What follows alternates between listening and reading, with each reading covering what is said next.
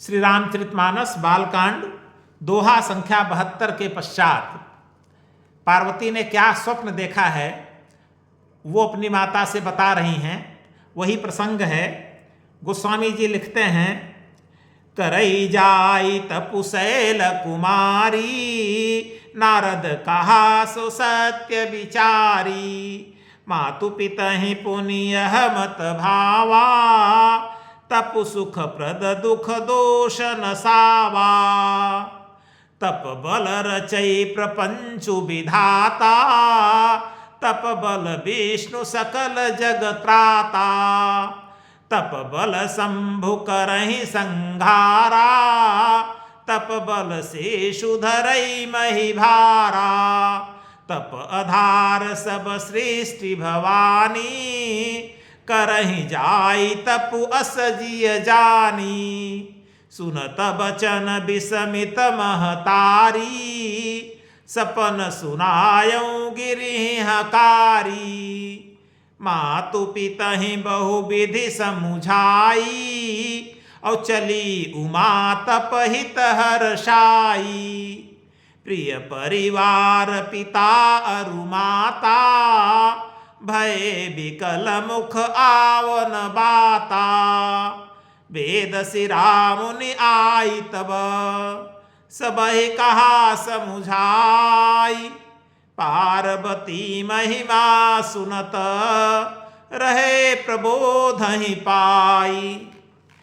तो करई जाय तपु शैल कुमारी, नारद कहा सो सत्य विचारी। पार्वती ने कहा, मेरे सपने में एक श्रेष्ठ ब्राह्मण गौर वर्ण के आए और उन्होंने सपने में मुझसे कहा कि हे शैल कुमारी, हे हिमवान पर्वतराज की पुत्री, हे पार्वती, तुम जाकर तपस्या करो।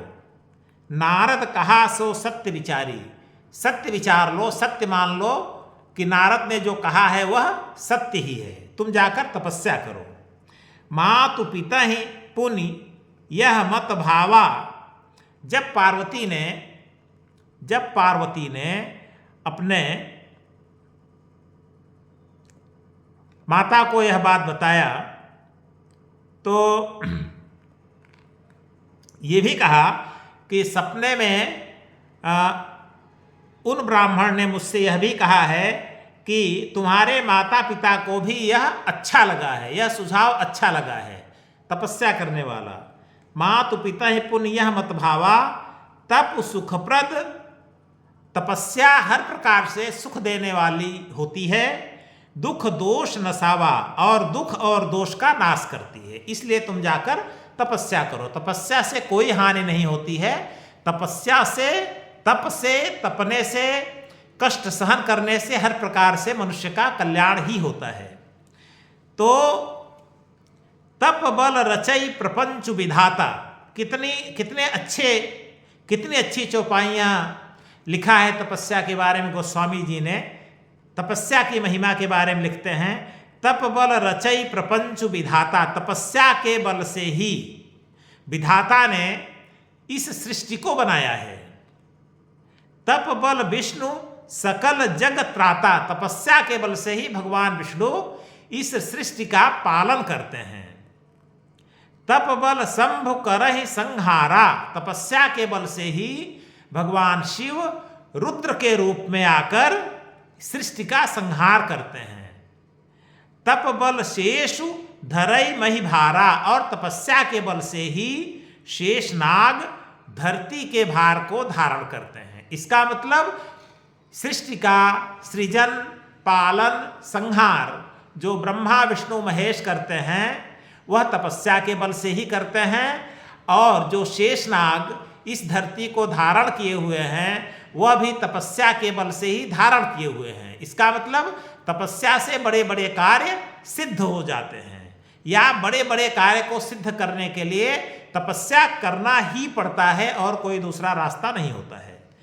तप आधार सब सृष्टि भवानी। हे भवानी, तप आधार सब सृष्टि भवानी। हे भवानी, सारी सृष्टि तप के आधार पर ही है।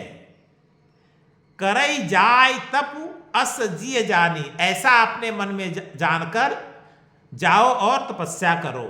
सुनत वचन विस्मित महतारी, सुनत वचन ऐसी बाणी सुनकर उनकी माता विस्मित हो गई, हर्षित हो गई।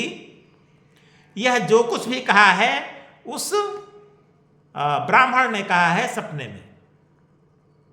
तो सुनत वचन विस्मित महतारी, पार्वती की यह बाणी सुनकर के उनकी माता मैना विस्मित हो गई, आश्चर्यचकित हो गई। सपन सुनायो गिरि हकारी, उन्होंने अपने पति हिमवान को बुलाया और पार्वती के सपने को सुनाया, बताया कि पार्वती ने क्या सपना देखा है। माँ तो पिता ही बहुविधि समुझाई, माता पिता को बहुत प्रकार से समझाकर चली उमा तपहित हर्षाई, बड़े हर्ष के साथ प्रसन्न होकर पार्वती तपस्या करने के लिए चल पड़ी। प्रिय परिवार पिता अरु माता, भय विकल मुख आवन बाता। प्रिय